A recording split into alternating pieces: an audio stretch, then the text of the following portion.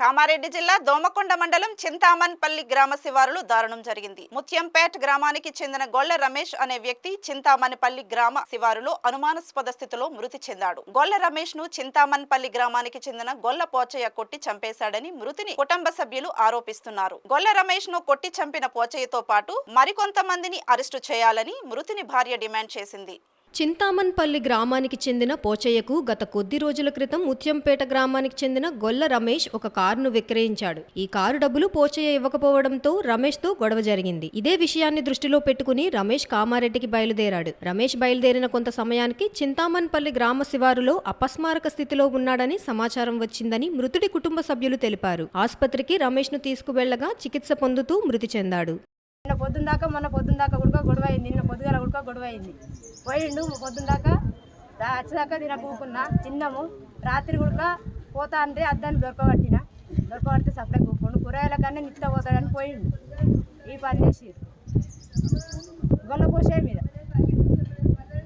మాకు అల్లుడు అవుతాడట కానీ అది మాకు చుట్టూ కులమే. ఇక తాగిండు తాగిండు వచ్చిండు కొట్టిండు వాళ్ళని కొట్టిండట. అలా కాలు ఎరిపోయిందట కూడా అన్నాడు. యాక్షన్ చేసి తోలుకపోమంటే తోలుకపోతలేవు అమ్మ అంటుండ ఆయన.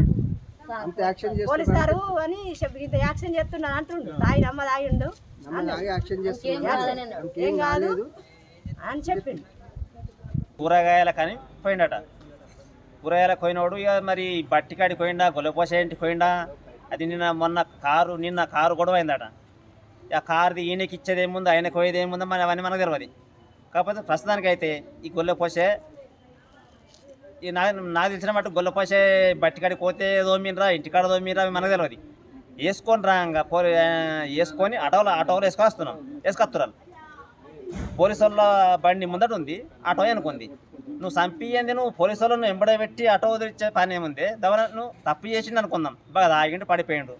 అటెంకల పడిపోతే అటబట్టి ఉంటాడు కదా. మేము పోయేదాకా దవన ఏమన్నా లంగ పని చేసిండు.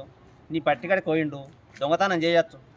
మేము మా కులం వాళ్ళు వచ్చేదాకా నువ్వు వాడు కట్టేనుంటి చెట్టు పోయేదానికన్నా మా ముత్యంపేట కులం అంతా వచ్చేదాకా నువ్వు మొత్తం మెత్తబెట్టి ఉన్నాయి. ఆయన వాళ్ళ ఆటోలో నీకు కథం పోలీసులు తప్పించి ఆటోలో ఇంటికి పంపించినావు.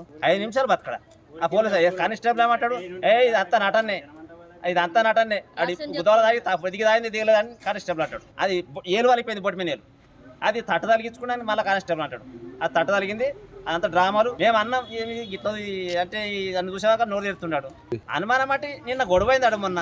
నాకు తెలిసి గొల్ల పోసా నాకు తెలిసి అంతా బట్టికడికి పోయినాడు.